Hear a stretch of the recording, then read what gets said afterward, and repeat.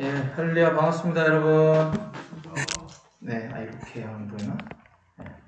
이상하게 여기만 오면 뭐가 분주해요. 되게 산만하고. 희한하네. 이게 소리가 어디서 나오는 겁니까, 지금? 이거 에코 좀 빼주실 수 있나요? 에코가 있습니까? 에코. 에코. 울려서 그런 마스크 건가? 벗고 하세요. 들릴 때는 마스크 어디, 줌에서는 에코 소리 들려요? 안 들려요. 괜찮아요? 괜찮아요. 괜찮아요? 그럼 그냥 놔두시죠, 뭐. 네. 예. 여기 지금 제 소리가 이게 울려서 한 번 더 들려가지고. 마스크 예. 벗고 하세요. 마스크 벗고 하라고요? 네, 답답해. 답답해 보여요? 네. 네. 저는 괜찮은데 답답하시다고 하면 알겠습니다. 자, 오늘 우리 다 같이 나눌 하나님의 말씀은 마태복음 5장 3절로 10절까지 말씀입니다. 우리 함께 말씀 찾아보겠습니다. 마태복음 5장 3절부터 10절까지입니다.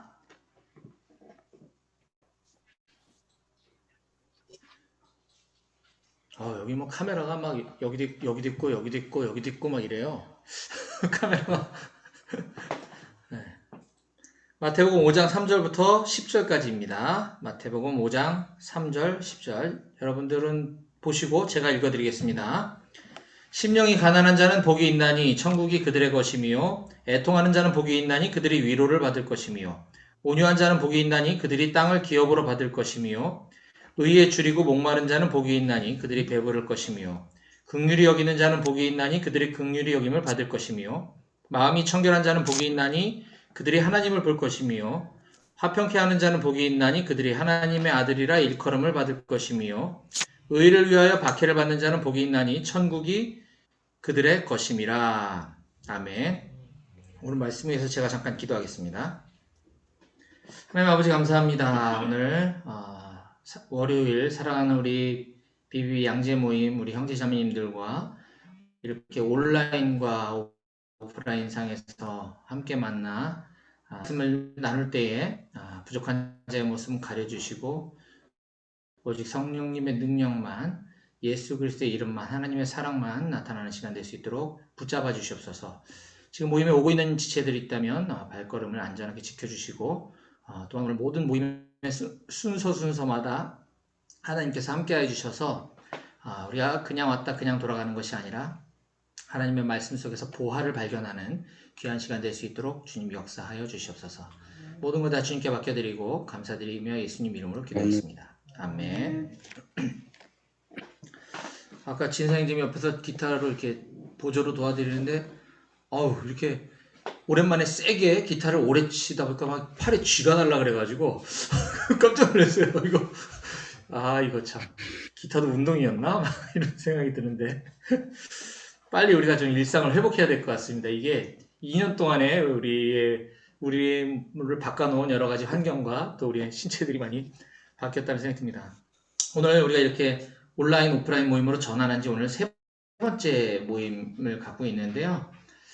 우리 온라인에 참여하고 계신 분들 중에 지금 필치 못하게 화장을 안 하셨거나 뭐 이런 분들 제외하고는 우리 은정자매님 눈치 빠르게 카메라를 샥 켜셨습니다. 카메라를 켜주시면 제가 여러분들 보면서 이렇게 하면 더 좋을 것 같아요. 서로도 볼 수 있으니까요. 네. 어쩔 수 없는 분들 빼고요. 예. 반갑습니다. 좋습니다. 네. 감사합니다. 우리가 이제 이렇게 지금 10명, 방역 기준의 10명이라 지금 맞춰서 모임을 하고 있는데, 앞으로 어떻게 전개될지 모르겠지만, 이제 곧 우리 다 같이 모일 수 있는 날이 좀 속해 왔으면 좋겠다는 바람도 있고, 또 그렇게 될 것 같다는 생각도 있습니다. 그런데 한편, 예전에 없었던 이와 같은 온라인의 모임도, 장기적으로 같이 병행할 수밖에 없을 것 같다는 생각이 듭니다. 왜냐면 지금 다 원근 각처에서 이제 모임에 참여하고 계시고, 또, 가정에서 육아라든지 뭐 상황이 여의치 않아서 현장에 못 오시는 분들도 분명 계시기 때문에 이런 형태는 앞으로도 계속돼야 될 거라는 생각이 좀 듭니다. 그래서 지금 우리가 이제 그 첫 단추로 오늘 이제 세 번째이기 때문에 다소 좀 미흡하고 부족한 부분들이 있더라도 여러분들이 너그럽게 좀 이해해 주시고 이 환경들을 좀 개선할 수 있는 좋은 의견이 있으면 월요 순장님들이나 저희 사역자들한테 얘기해 주시면 저희들이 적극 반영할 수 있도록 하겠습니다. 아까 저도 지금 뭐 상황이 잘 파악은 안 되는데 뭐가 마이크가 일로 들어가야 되는데 절로 들어간다고 아까 형님님 그러셨던 것 같은데 듣는 분들은 괜찮으신지 모르겠어요. 지난주에는 괜찮았었는데 제가 지난주에 온라인으로 참여했는데 지난주 좋았는데 오늘은 괜찮으세요? 예, 예, 예.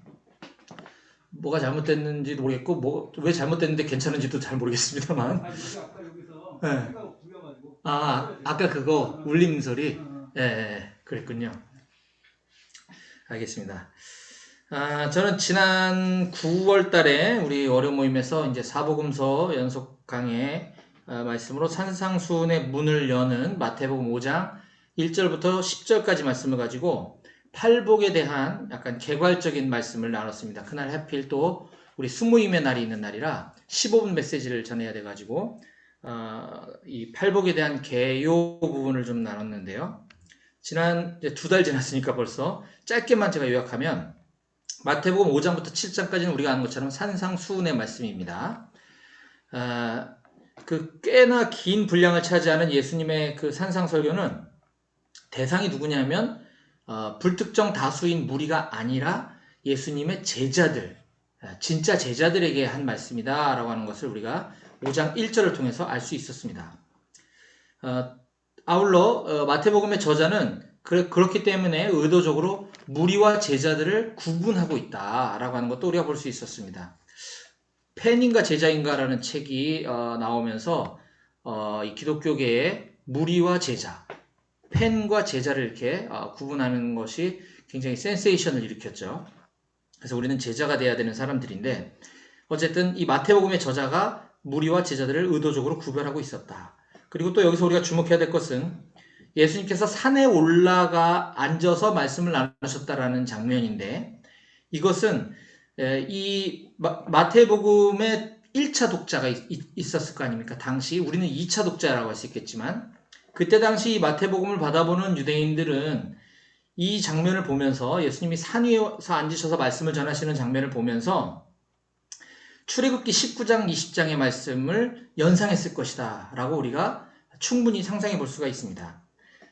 출애굽기 19장 20장은 하나님께서 모세를 부르셔서 시내산으로 부르셔서 하나님의 택하신 백성 유대인들에게 율법을 수여하시는 장면이 기록된 장면인데 지금 이 마태복음 5장에서 예수님이 산에 올라가 앉으셔서 말씀을 선포하시는 이 장면을 통해 예수님이 새 언약의 수여자, 새 율법의 수여자 혹은 새 계명의 수여자라고 하는 것을 이때 당시 독자들은 이걸 알 수 있었다라고 하는 것이죠.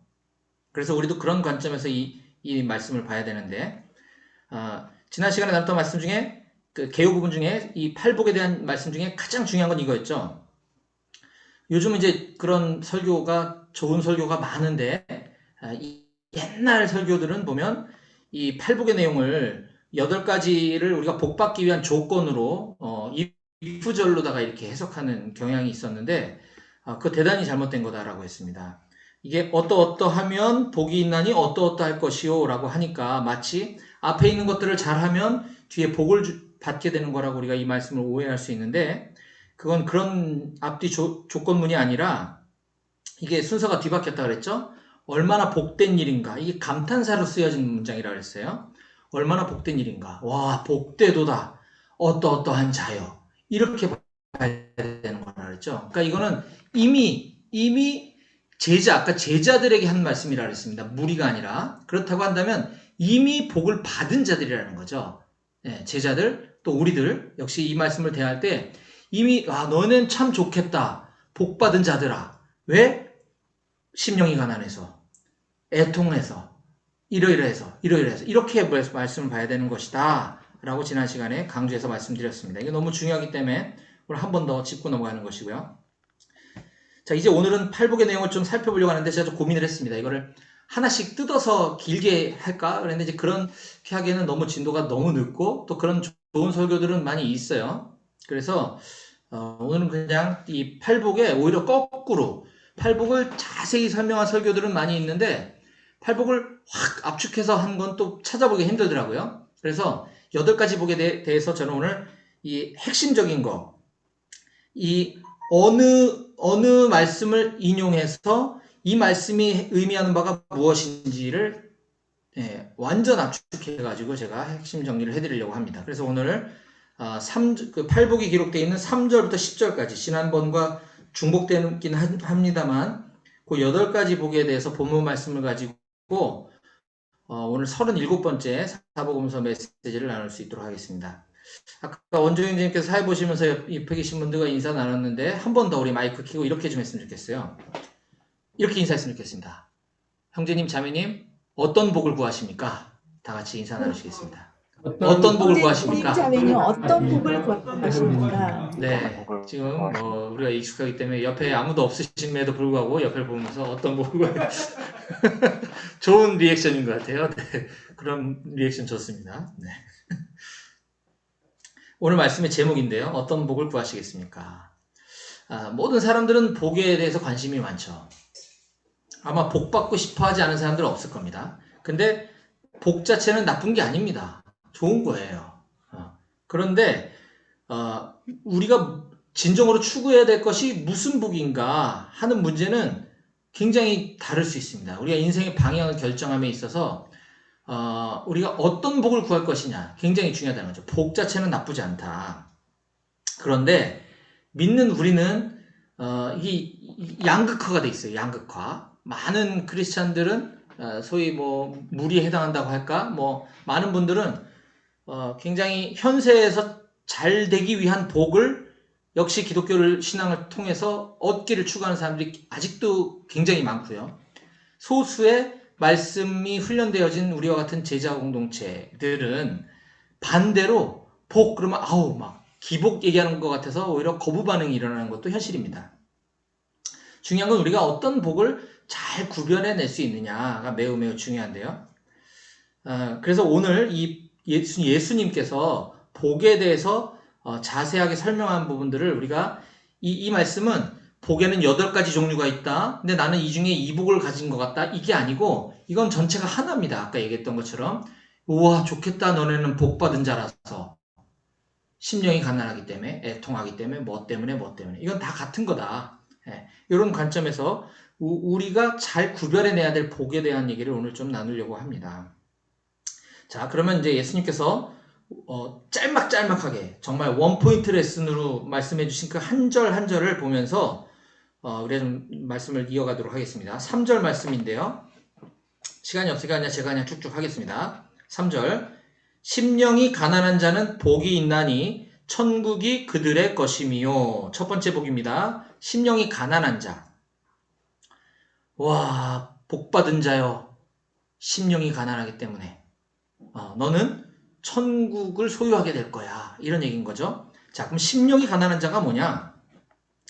이건 물질적인 가난을 의미하는 게 아니죠. 아닙니다. 분명히 심령이 가난하다고 했는데 이걸 가난하게 사는 거라고 또 이렇게 오해하는 경우가 종종 있어요.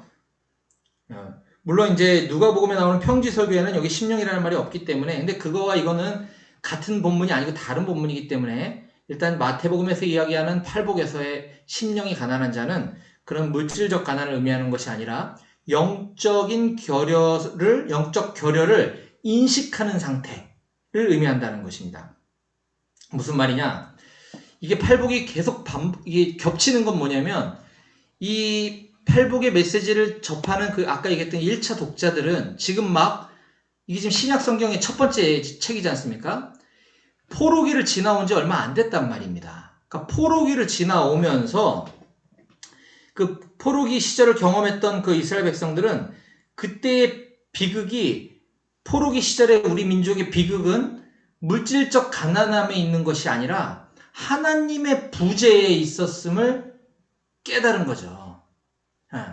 그래서 예수님은 첫 번째 복으로 그걸 언급하고 계시는 겁니다.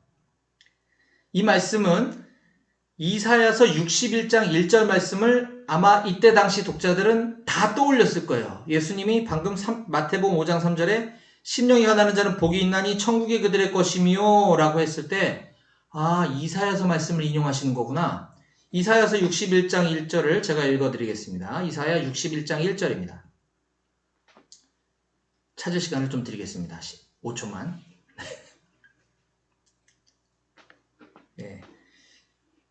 산상수 아니죠. 팔복의 첫 번째 말씀. 심령이 가난한 자는 복이 있나니 천국이 그들의 것이며. 이사야서 61장 1절. 주 여호와의 영이 내게 내리셨으니 이는 여호와께서 내게 기름을 부으사 가난한 자에게 아름다운 소식을 전하게 하려 하심이라. 나를 보내사 마음이 상한 자를 고치며 포로된 자에게 자유를, 갇힌 자에게 노임을 선포하며. 마음이 상한 자를 고치며 포로된 자에게 자유를, 갇힌 자에게 노임을 선포하는 것. 영적인 가난함의 상태, 영적인 결여 상태를 인식하는 것. 이것이 심령이 가난한 자, 복이 있다. 그래야 하나님을 찾을 것이니까. 그걸 채워주기 위해서 오신 분이 예수 그리스도시니까 라는 것입니다. 두 번째, 다시 마태복음 5장 4절로 돌아오면 애통하는 자는 복이 있나니 그들이 위로를 받을 것이며 라고 예수님께서 말씀하고 계십니다. 여기서 말한 애통하는 자란 역시 포로기를 갓 지나온 이스라엘 백성들의 입장에서 이 말씀을 들어보면 하나님의 회복의 때, 언제가 됐는지 모르는 그 막연한 회복의 때를 기다리다가 박해를 받았던 것들을 기억하고 있습니다. 이들은 당연하겠죠? 예, 그걸 의미하는 거다. 하나님의 부재로 인해서 우리가 긴 포로기 시간을 지나왔고 그 포로기 기간 중에 있을 때 하나님께서 우리를 회복시키실 거야 라고 하는 것을 기다리면서 계속 박해를 당하고 있는 그 상태, 애통함이 가득한 상태이겠죠. 이 말씀에 대해서는 이사야서 61장 2절 말씀을 아마 그들은 떠올렸을 겁니다. 이사야서 61장 2절인데요. 여호와의 은혜의 해와 우리 하나님의 보복의 날을 선포하여 모든 슬픈 자를 위로하되. 그분이 바로 우리 하나님이시고 그분이 바로 우리 예수님이시다라는 것입니다. 팔복의 세 번째입니다. 온유한 자는 복이 있나니 그들이 땅을 기업으로 받을 것이며. 와, 니네는 복 받아서 좋겠다. 온유한 자여서. 온유한 자가 뭐냐? 우리가 대표적으로 성경에서 온유 얘기하면 모세를 얘기하잖아요. 그렇죠? 예, 민수기 12장 3절인데요. 모세가 자신의 어떤 자격, 하나님과의 그런 친밀함을 유지하는 그 자격을 비난했던 아론과 미리암을 모세는 대항하거나 맞붙어서 말싸움을 하거나 뭐 다투지 않았다는 거죠. 성경은 그런 모세를 일컬어 온유한 자다라고 얘기하고 있다는 것입니다. 민수기 12장 3절. 이 사람 모세는 온유함이 지면의 모든 사람보다 더하더라. 이 얘기가 왜 나왔냐면 방금 얘기했던 미리암과 아론이 자기를 공격할 때 그는 거기에 맞받아치거나 다투거나 하지 않았다는 것입니다. 그런 모세를 가리켜 성경은 온유한 자였다. 지면의 그 어떤 사람보다도 온유한 사람이었다라고 한 것입니다. 그러한 온유함을 하나님의 은혜로, 예수 그리스도의 은혜로 온유함을 입은 우리들은 땅을 기업으로 얻게 된다는 것인데, 이 이스라엘 백성들은 민수기 12장 3절에 나오는 그 모세의 온유함과 함께 시편 37편 11절에 다윗의 시를 예수님이 인용해서 말씀하셨구나라는 걸 다 알았을지, 뭐 성경을 많이 공부한 사람들만 알았을지는 잘 모르겠으나 예수님은 시편 37편 11편에 있는 말씀을 또 인용해서 말씀하셨던 것입니다. 반대로 얘기하면 다윗이 예수님이 이 팔복을 얘기할 거를 미리 시편에서 예언해 놓은 거죠. 거꾸로 얘기하면 같은 말이지만 시편 37편 11절. 그러나 온유한 자들은 땅을 차지하며 풍성한 화평으로 즐거워하리로다. 그렇죠. 온유한 자들은 땅을 차지할 거다라고 다윗이 이미 시편에 기록을 해 놓았다 하는 것입니다. 자, 네 번째 팔복입니다. 마태복음 5장 6절. 의에 줄이고 목마른 자는 복이 있나니 그들이 배부를 것이며. 의에 줄이고 목마른 자. 성경은 줄곧 의에 대해서 이야기하죠. 의. 하나님의 의. 예수 그리스도의 의. 성경이 말하는 의란 우리의 의로, 우리의 선함을 얘기하는 게 아니라는 건 우리가 알고 있죠. 성경이 말하는 의는 바로 하나님과 우리 인간 사이에 깨어진 관계를 회복하는 것. 이것을 의라고 얘기합니다. 우리가 밖에 나가서 착한 일하고 뭐 그리스도인의 이름으로 착한 일 하는 건 그냥 하는 거예요. 당연한 걸 하는 거고 그걸 공의라고 얘기하면 안 되는 겁니다. 예수 그리스도라는 명찰 달고 밖에 나가서 착하게 살아. 이게 공의가 아니에요. 그건 당연한 거고 그리스도인의 의란 하나님과 인간의 그 깨어진 사이를 회복하는 것이다. 자, 그래서 의에 줄이고 목마른 자, 바로 하나님과의 그 관계를 회복하기를 갈망하는 자라는 걸 알 수 있죠. 그걸 얘기하는 것입니다. 이 부분은 역시 예수님께서 지금 시편 107편 5절부터 9절까지의 말씀을 인용해서 말씀하고 계시는구나 라는 것을 그들은 아는 사람은 알았을 거다라는 겁니다. 시편 107편 5절 이하를 제가 읽어드리겠습니다. 줄이고 목이 말라 그들의 영혼이 그들 안에서 피곤하였도다. 이에 그들이 근심 중에 여호와께 부르짖음에 그들의 고통에서 건지시고 또 바른 길로 인도하사 거주할 성읍에 이르게 하셨도다. 여호와의 인자하심과 인생에게 행하신 기적으로 말미암아 그를 찬송할지로다. 그가 사모하는 영혼에게 만족을 주시며 줄인 영혼에게 좋은 것으로 채워주심이로다. 아멘. 줄이고 목이 말라 그들의 영혼이 그들 안에서 피곤하였도다 라고 시작하는 이 시는 줄인 영혼에게 좋은 것으로 채워주신다. 예수님께서 라고 시편의 저자가 이미 미리 예언해 놓은 것을 지금 예수님이 산상수훈에서 팔복으로 말씀해주고 계신다라는 것입니다. 다섯 번째 복입니다. 마태복음 5장 7절 긍휼히 여기는 자는 복이 있나니 그들이 긍휼히 여김을 받을 것이미요. 긍휼히 여기는 자는 복이 있나니 그들이 긍휼히 여김을 받을 것이미요. 긍휼히 여기는 자가 뭐냐? 역시 이제 우리가 이거를 그냥 우리는 이제 적용 중심 또 우리가 큐티를 훈련했기 때문에 그냥 내 삶에 적용하는 거 얼마든지 오케이입니다. 노 프로블럼이에요. 그런데 여기서 말하는 긍휼히 여기는 자란 역시 포로기의 관점에서 생각을 해봐야 된다는 겁니다. 포로기 때 나 자신의 괴로움 다 힘들겠죠. 포로기 때 우리 백성들이 나 자신의 그 중에서도 또 각 개개인마다 여러 가지 어려움들이 있을 거 아니에요. 누구는 자녀가 속색여서 누구는 무슨 가정의 문제로 물질 문제로 또 있을 거란 말입니다. 자신의 괴로움과 어떤 그 고통 거기에 함몰되어지지 않고 그 가운데서도 다른 지체들 다른 동료들의 괴로움에 공감하며 그들의 포로 귀환의 어떤 그 회복을 누리기를 원하는 마음을 가진 자가 긍휼히 여기는 자다라는 겁니다. 그러니까 나 자신의 어떤 문제에 매몰된 게 아니라 우리 여기도 마찬가지잖아요. 다 어렵단 말입니다. 하지만 우리 공동체, 다른 지체들의 힘든 부분들을 더 공감해주는 마음, 긍휼히 여긴 자. 하나님께서 그들을 긍휼히 여겨주신다라는 것입니다. 이것은 잠언 14장 21절에 있는 말씀을 떠올리게 하는데요. 잠언 14장 21절은 이렇게 기록하고 있습니다. 이웃을 업신 여기는 자는 죄를 범하는 자요 빈곤한 자를 불쌍히 여기는 자는 복이 있는 자니라. 여기서 말하는 빈궁은 포괄적인 개념이라는 걸 알 수 있겠죠. 여섯 번째입니다. 팔복의 여섯 번째. 마태복음 5장 8절 마음이 청결한 자는 복이 있나니 그들이 하나님을 볼 것이미요.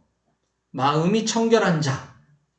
요건 조금 어려운 것 같아요. 마음이 청결한 게 뭘까? 말씀을 먼저 보면 요거는 시편 24편 3절부터 6절에 있는 말씀을 떠올리게 하는데 마태복음 24장 3절로 6절 말씀을 제가 계속 읽으니까 재미가 하나도 없네. 먼저 마이크를 열고 한 분이 읽으실 수 있도록 해드리겠습니다. 온라인에 계신 분들만 한 분만 읽어주십시오.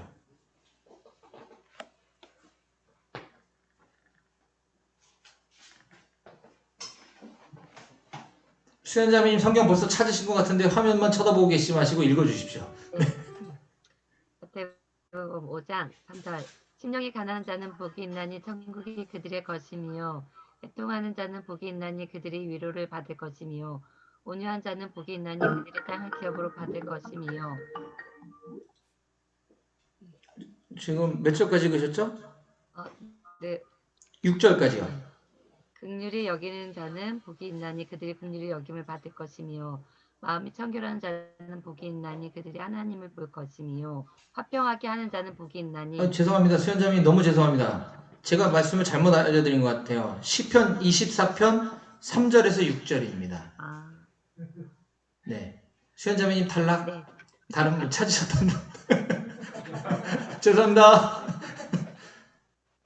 누가 찾으셨나요? 시편 24편 3절 6절. 여호와의 산에 오를 자가 누구며 그의 거룩한 곳에 설 자가 누구인가? 곧 손이 깨끗하며 마음이 청결하며 뜻을 허탄한 데에 두지 아니하며 거짓 맹세하지 아니하는 자로다. 그는 여호와께 복을 받고 구원의 하나님께 의를 얻으리니 이는 여호와를 찾는 족속이요 야곱의 하나님의 얼굴을 구하는 자로다. 셀라. 네, 아멘. 감사합니다. 네. 읽어달라고 요청드려놓고 나서 보니까 정작 여기서 안 들리네. 그래갖고 우리 혁명재님이 민첩하게 옆에 있는 컴퓨터에 스피커를 열어주셨는데 이런 상황들이 예측이 하나도 안 돼요, 지금. 괜히 시켰어, 막 이런 생각이 들어. 네. 아니, 제가 이게 들리는 줄 알고 집에서 할 땐 들렸는데, 네. 그래서 아마 제가 시편 그거를 제대로 말씀을 아마 못 드려서 우리 수연자매님께서 그랬던 것 같습니다. 하여튼 제가 대신 사과드리고요. 네. 지금 우리 승길형님께서 읽어주셨던 시편 24편에 보면 마음이 청결한 자는 어떤 자라고 얘기하고 있습니까? 바로 여호와를 찾는 자, 하나님의 얼굴을 구하는 자라고 얘기하고 있습니다. 네. 하나님을 찾는 자, 하나님의 얼굴을 구하는 자가 바로 마음이 청결한 자고 그들이 하나님을 보게 될 거다라는 말씀을 하고 계시는 것입니다. 자, 7번째 복입니다. 마태복음 5장 9절. 화평하게 하는 자는 복이 있나니 그들이 하나님의 아들이라 일컬음을 받을 것이며 화평하게 하는 자. 자, 7번째와 8번째는 뭐 어떤 분들은 이제 팔복의 거의 결론과 같은 부분이다라고 얘기하는데 뭐 그럴 수도 있는 것 같고 또 뭐 8가지 요소 중에 하나인 것 같기도 한데요. 화평하게 하는 자. 이 부분에 대해서는 제가 좀 자료를 뒤져봤는데 외경, 우리 정경에서는 제가 아직 연구를 덜 해서 그런지 못 찾았고 외경 솔로몬의 지혜서 2장 13절 18절에 보면 이런 말이 있어요. 화평케 하는 자는 참된 이스라엘의 사람이요 하나님께로부터 그의 자녀로 인정받은 사람이다. 이 외경이라는 것은 정경으로 인정하기에는 조금 뭐 논리나 이런 부분들의 모순이 좀 있다 해서 우리가 이제 받아들이지 않은 건데 어쨌든 초대교회에 읽혀졌던 책임에는 틀림이 없거든요. 어쨌든 그래서 우리 신약에도 보면 외경에 있는 부분들을 인용하는 부분들이 종종 나와요. 서신서에서도. 그래서 우리가 아주 배척할 필요는 없지만 어쨌든 솔로몬의 지혜서에 보면 이와 같은 말이 나오는데 여기서 화평케 하는 자란 역시 포로기의 관점에서 포로기를 지나온 이스라엘 백성의 입장에서 보면 포로기가 끝나기만을 기다리면서 이제 그 기대하고 있던 그 이스라엘 사람들은 이제 이방인과의 포로기가 지났다 그래서 또 자기들끼리만 이렇게 있는 것이 아니라 이방인들과의 이 관계, 화해도 필요했다. 그걸 유지해야 된다. 왜냐하면 이방인도 구원의 대상이기 때문에. 그래서 유대인으로서 이제는 이방인들과 같이 합력하고 화해하는 것. 이것이 중요한데 그래야지만 너희 유대인들이 하나님의 아들이라 일컬음을 받게 될 거야. 화평케 하는 자. 그냥 직장에서 나 괴롭히는 사람하고 그냥 사이좋게 지내는 정도가 아니라 유대인, 선택받은 이스라엘 백성과 유대인들이 같이 연합하는 것, 화해하는 것, 이것을 화평케 하는 자라 이야기했다는 것입니다. 자, 8번째 복은 10절인데요. 의를 위하여 박해를 받는 자는 복이 있나니 천국이 그들의 것임이라. 의를 위하여 박해를 받는 자. 당시 초대교회는 유대인들과 이방인들로부터 그리스도인들이 이중적인 박해를 당하고 있었죠. 그렇죠. 유대인들, 자기네 동족 유대인들에게는, 유대 교도들에게는 신성 모독자 아닙니까? 그리스도교인들이 자기 동족들로부터 핍박을 당하고, 이방인들로부터는 황제 숭배를 거부하는 범법자들, 파렴치한 인간들. 그래서 동족들에게 또 이방인들에게 양쪽으로 박해를 당하고 있었다는 겁니다. 이거는 우리가 좀 상상 이상의 어려움일 것 같아요. 정말. 소수의 동역자들 외에는 다 적인 거죠. 박해를 받는 거다. 이사야서 51장 7절 말씀인데요. 이사야서 51장 7절. 의를 아는 자들아, 의를 아는 자들아, 마음에 내 율법이 있는 백성들아, 마음에 내 율법이 있는 백성들아, 너희는 내게 듣고 그들의 비방을 두려워하지 말라. 그들의 비방에 놀라지 말라. 라고 미리 이사야서에서 말씀해주고 있습니다. 이건 우리들에게도 동일하게 적용할 수 있을 것 같죠? 우리가 예수님을 믿지 않았다면, 예수님의 제자로 살아가지 않고 그냥 대충 교회만 왔다 갔다 했다면 우리가 기독교인이라고 박해를 당할 일이 없겠죠. 예. 여기서 말하는 의도 아까 얘기했듯이 우리의 의로움이나 우리의 선함이 아니라 우리가 예수 그리스도를 믿는 믿음, 예수 그리스도를 따르는 제자이기 때문에 생기는 박해. 이것은 이미 우리들에게 선언되어진 거다라는 거예요. 이미 우리는 제자로 부름 받았기 때문에 우리는 복된 사람들이고, 왜 복되냐면 그 중에 하나가 예수 그리스도로 인해서 박해를 받기 때문이라는 것입니다. 자, 이처럼 이제 8가지 복을 제가 빠르게 요점만 따다닥 살펴보고 어느 말씀, 구약 성경에 있는 어느 부분들을 이렇게 인용해서 말씀하신 건지 그 의미가 무엇인지에 대해서 간략히 살펴봤습니다. 이처럼 예수님께서 우리에게 말씀해 주신 이 팔복의 메시지는 당시 포로기를 지나온 이스라엘 백성들은 그들의 시대를 반영하고 있고, 또 이스라엘 백성들이 너무나 잘 알고 있는, 그러니까 현실적으로도 확 와닿았고, 그들이 늘 부모님으로부터 전수받아왔던 기독교 신앙, 구약 성경, 율법에서도 확 와닿는 말씀들을 예수님이 지금 정리해서 해주셨다는 걸 알 수 있는 거죠. 근데 우리는 그런 배경이 없기 때문에 자꾸 팔복을 가지고 딴 데 가서 헤매고 있으면 곤란하다라는 것입니다.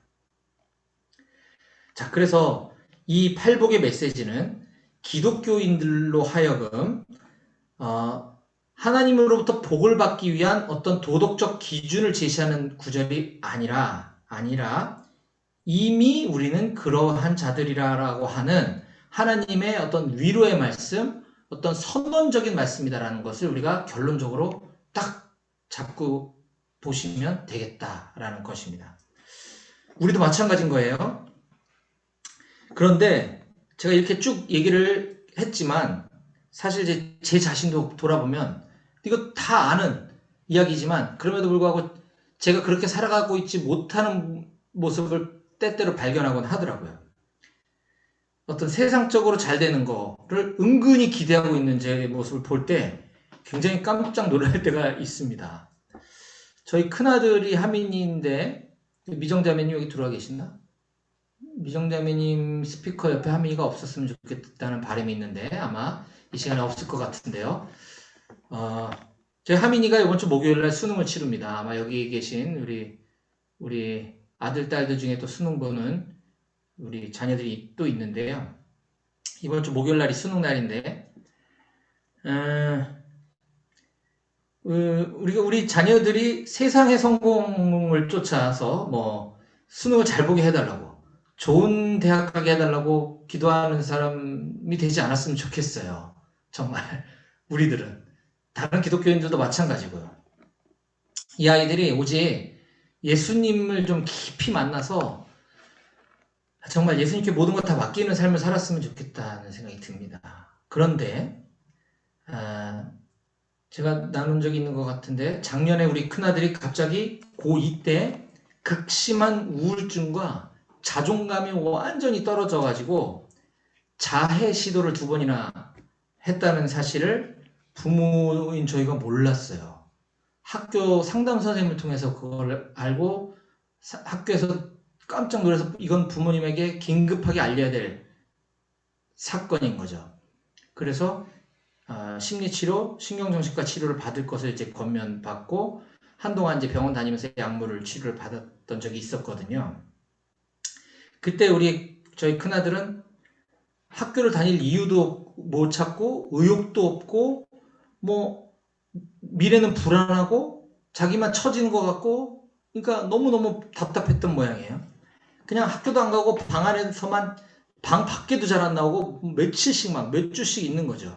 그 눈빛은 완전히 그냥 이렇게 풀어져 있고, 그런 상태가 고2 때 왔었거든요. 그래서 뭐 여러 가지로 뭐 달래기도 해보고 자존감을 회복시킬 수 있도록 뭐 이것저것 또 권면도 해보고 뭐 했는데, 그땐 저희 부모일 땐 저도 되게 좀 힘들었어요. 얘가 대학을 못 갈까봐가 아니라 아 이게 큰일이다 어떡하냐 막 걱정을 되게 많이 했는데 지금 시점에서 정말 이유를 모르겠어요. 이유를 모르고 이유를 알겠어요. 여러분들이 기도해 주신 거 때문에 고3 들어오더니 갑자기 얘가 갑자기 멀쩡해진 거예요. 갑자기 어느 날 뭔가 계기가 있었으면 그걸 딱 기억을 할 텐데 그걸 모르겠어요. 저도 그냥 갑자기 이제 약도 끊었고 그거는 그냥 끊은 게 아니라 병원에서 이제 안 먹어도 될 것 같다 그래서 병원도 안 가고 약도 끊었는데 갑자기 얘가 열심히 공부를 하는 거예요. 그러더니 고2 1년을 공부를 안 했으니 뭐 시험 칠 수 있는 그게 되겠습니까? 당연히 안 되겠죠. 그러니까 완전 저 밑에 있었겠죠. 근데 지금 막 성적이 계속 올라가고 있는 추세라고 들었어요. 저도 전해 듣기로는. 그래서 꽤 많이 지금 올라가 있고 지금도 열심히 공부하고 있다고 하는데 중요한 것은 우리 아이가 그렇게 극심한 우울증과 뭐 이런 자존감이 바닥에 떨어지기 전에 어떤 얘기가 오갔던 적이 있었냐면 이게 물론 결정적인 이유는 아니라고 저는 생각하는데 갑자기 저희가 이제 식사하면서 이제 엄마하고 저하고 이렇게 있는 자리에서 그때 고1이었겠죠. 그러니까 고1 때인데 엄마 아빠 제가 나온 학교입니다. 제가 나온 H대를 갈까요? 이렇게 얘기를 하는 거예요. 멀쩡할 때예요. 저 멀쩡할 때. 그래서 제가 그때 그냥 뭐 별 큰 저 의미 없이 이렇게 얘기한 거죠. 야, 너는 아직도 멀었는데 고작 목표가 H대냐? 지가 나와놓고 지가 거기 나와놓고 근데 나중에 그걸 엄마한테 그렇게 얘기를 하더라는 거예요. 엄마, 아빠는 말로는 대학은 중요하지 않아. 말로는 그렇게 얘기하시면서 아빠는 기대치가 있으신 것 같아요. 제가 깜짝 놀랐어요. 내가 그랬구나, 속으로. 지금 여러 가지 생각을 하게 되더라고요. 말로는 아닌 척하고 다 아니라고 얘기하고 뭐 예수님이 중요하다고 해놓고 그 얘기의 의미는 뭐였는지 참 제가 문득 나도 뭔가를 바라는 게 있는 모양이구나 이런 생각이 들 때마다 우리가 정말 깨어있지 않으면 안 되겠다. 이게 뭐 자녀한테 어떤 힘듦을 주었든 아니든 간에 내 삶의 방향성과 기준이 나도 모르는 사이에 살짝씩 이렇게 넘어가는 순간을 발견할 때마다 회개하게 되고 정신 차려야 되겠다는 생각을 좀 종종 하게 됩니다. 네, 오늘 그래서 이제 말씀을 좀 마무리하면서 이처럼 우리가 이미 알고 있는 팔복 이거 뭐 지금까지 신앙생활하면서 얼마나 많이 들으셨겠습니까? 이 너무너무 잘하는 이 말씀이 또 그중에 또 오늘 또 뭐 새로운 거를 아셨을 수도 있고 원래 알았던 걸 수도 있는데 이것이 결국은 내 삶에 스며들지 않는다고 한다면 아무 의미가 없는 거라는 거죠. 이 팔복의 말씀이 내 삶에서 실제가 되지 못하고 있는 부분이 무엇인지를 우리는 발견해내야 합니다. 그러지 않으면 우리 신앙은 머물러 있거나 자칫 뒤로 물러설 수도 있다는 거죠. 그래서 먼저는 여기 계신 저와 여러분들, 우리 부모 세대들이 세상 복과 하나님의 복을 철저하게 잘 구별해내고 하나님께서 이미 주신 복에 대해서 우리가 깊이 묵상하고 감사하는 우리가 먼저 되기를 간절히 원합니다. 또한 우리 자녀들이 그런 부모님의 언행을 보고 저처럼 언행 일치가 안 되는 것이 아니라 부모님의 언행이 일치하는 모습을 보면서 하늘의 신령한 복만 구하고 우리 자녀들이 하나님께 그들의 인생을 맡기며 살아갈 수 있도록 우리가 그렇게 기도하고 그렇게 지도해주는 우리 여기 있는 다 아비 세대들이 되기를 주님의 이름으로 간절히 축복합니다. 기도하시겠습니다. 하나님 아버지 감사합니다.